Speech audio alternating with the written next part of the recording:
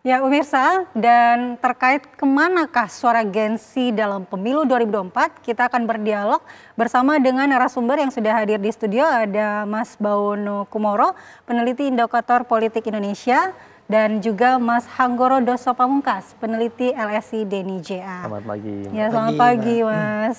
Selamat datang kembali di Presiden Pilihan Rakyat. Nah, data rekapitulasi dari KPU per tanggal 17 Februari yang saya cek di website resmi pemilu 2024 kpu.go.id ini sudah masuk 66,61% ya Mas ya. Dan masih unggul pasangan capres nomor urut 2 57,95%, kemudian nomor urut 1 24,48% dan yang nomor urut 3 17,57%. Nah, yang ingin saya tanyakan kepada para narasumber, dari data sementara yang sudah masuk ini, apakah suara Gen Z dan juga milenial bisa terdeteksi, Mas? Silakan Mas Bawono dulu. Iya, terima kasih Mbak. Ya, memang kalau kita lihat gitu ya melalui data exit poll, jadi kita menanyakan kepada para pemilih yang baru keluar dari TPS ketika hari H 14 Februari kemarin, kita melakukan exit poll di 3.000 TPS di seluruh Indonesia. Di setiap TPS itu kita menanyakan satu orang, itu sebagai sampel. Nah, ketika kita tanyakan mereka, jadi beberapa hal yang kita tanyakan adalah kapan mereka memutuskan pilihan gitu ya, selain juga identitas demografi mereka, gender, usia dan sebagainya, pekerjaan gitu ya. Kemudian pilihan mereka terhadap partai politik dan pilihan terhadap pasangan calon. Dari situ kita lihat bahwa porsi pemilih Gen Z yang kita kategorikan 27 tahun ke bawah ya, itu dan juga pemilih milenial 27 sampai 42 tahun gitu, itu memang sebagian besar porsinya lari ke pasangan 02. Di porsi pemilih 27 tahun ke bawah Gen Z itu ada 67% kalau menurut exit poll kami. Kemudian dari pemilih milenial yang berusia 28 sampai 43 tahun itu porsinya ada 58%. Jadi memang ini tidak jauh berbeda dengan temuan survei yang kita lakukan selama beberapa bulan sebelum hari pemilihan umum, terutama survei terakhir yang kami rilis pada satu hari Jumat minggu lalu sebelum hari pencoblosan, itu survei yang kami lakukan pada 28 Januari sampai 4 Februari. Di situ kami juga menemukan porsi dukungan terhadap pasangan 02 dari generasi Gen Z itu mencapai angka 65,3%. Kemudian dari pemilih milenial yang berusia 28 sampai 43 tahun itu mencapai 50%-an. Jadi memang mirip ya Mas. Mirip. Jadi memang sejak beberapa bulan sebelum hari pencoblosan kita sudah menemukan fenomena bahwa pemilih Gen Z dan milenial memang memiliki kecenderungan kepada pasangan 02. Dan soliditas pemilih Gen Z dan milenial ketika hari H yang sempat dikhawatirkan gitu ya. Karena pemilih milenial ini kan pemilih yang kritis, tapi terkadang kalau pengalaman pemilu terdahulu itu mereka tidak datang di hari H pemilihan. Tidak datang ke TPS untuk mencoblos menggunakan hak pilihnya. Nah, ternyata di 14 Februari kemarin kita menemukan antusiasme yang tinggi dari pemilih, tidak hanya di Gen Z dan milenial, tapi di seluruh demografi usia secara keseluruhan, partisipasinya tinggi. Nah, ini juga menjelaskan dan menguntungkan bagi pasangan 02 untuk kemudian suaranya naik unggul mencapai 58% kalau menurut hasil quick count. Baik, ternyata partisipasi pemilih di Pilpres ini meningkat dibandingkan dengan Pilpres sebelumnya, begitu ya Mas? Ya, kalau kita lihat ada kecenderungan itu ya.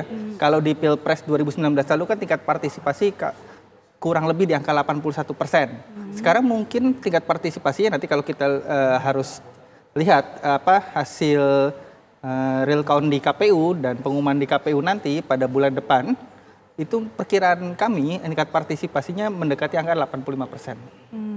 Baik, nah apakah data dari LSI Deni JA juga sama Mas seperti itu untuk Gen Z dan milenial? Ya, sebenarnya data ini selaras ya, hampir seluruh lembaga survei yang merilis data sejak sebelum pemilihan bahkan 1 tahun terakhir itu kurang lebih sama datanya itu.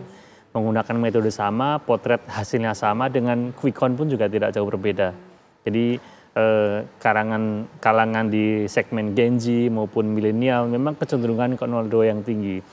Tadi disinggung soal partisipasi, memang dari quick count ini kita bisa mengetahui partisipasi tahun ini mirip dengan 2019 yang lalu. Kalau 2019 yang lalu hanya 2 paslon memunculkan militansi yang tinggi di antara 2 paslon, ternyata juga dengan 3 paslon pun juga sama, partisipasinya mendekati 81%. Kalau di dalam quick count kita 80,sekian persen VTO-nya, partisipasi pemilihnya. Ya tentunya partisipasi pemilih ini perlu kita gali lebih dalam lagi, siapa saja mereka. Nah ini tentunya menyebar di segala segmen, ya, baik itu segmen usia pemula, pemilih pemula, Gen Z, milenial maupun usia di atasnya. Jadi cukup merata kita menganalisanya.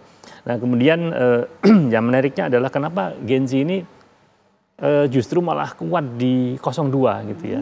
Bahkan sejak kita lihat beberapa waktu belakangan gitu, sejak mulai Gibran muncul itu kan diprediksi akan banyak serangan padanya, akan banyak attacking, baik itu isu kemampuan, ya memang usianya masih muda, selain isu putusan MK gitu ya, isu dinasti yang digerakkan padanya. Tetapi kenapa justru malah ujungnya termasuk Gen Z, gen milenial justru mendukung dia terlalu kuat gitu ya, karena bahkan bukan hanya di atas 50%. Tadi disebutkan dari Mas Bawono indikator bahkan 65%. Data ini juga selaras dengan data LSI DNJM. Jadi memang mereka memiliki karakter yang curiosity-nya tinggi. Ketika ada isu negatif pada pihak tertentu, dia akan cenderung mencari tahu pembandingnya, iya atau tidaknya gitu ya, benar atau tidak isu ini. Kemudian ketika dilekatkan ke salah satu, bagaimana tanggapannya pada paslon ini. Terulah misalkan isu yang menimpa pada Gibran, karena kita lihat tinggi suaranya, kita analisa Gibran dulu. Gibran diserangkan bukan hanya soal kapasitasnya, tapi bahkan keseleo lidahnya saja gitu jadi serangan masif, dianggap bagian ketidakmampuannya gitu, asam sulfat. Tapi apa yang terjadi, Gibran justru malah memparodikannya serangan itu dengan membuat seragam Samsul, singkatan asam sulfat gitu. Sehingga cara-cara ini yang dianggap segmen ini yang menarik, artinya melihat sesuatu yang negatif kemudian dia manfaatkan dengan riang gembira. Nah ini ditangkap positif oleh Gen Z tentunya ya, di kalangan zilenial, milenial yang terbiasa mengeksplor, yang tidak mau diarah-arahkan gitu, akhirnya memutuskan sebagian besar ke Prabowo Gibran. Baik, jadi karena ditanggapi riang gembira, jadinya Gen Z justru lebih tertarik ke arah 02 ya. Betul.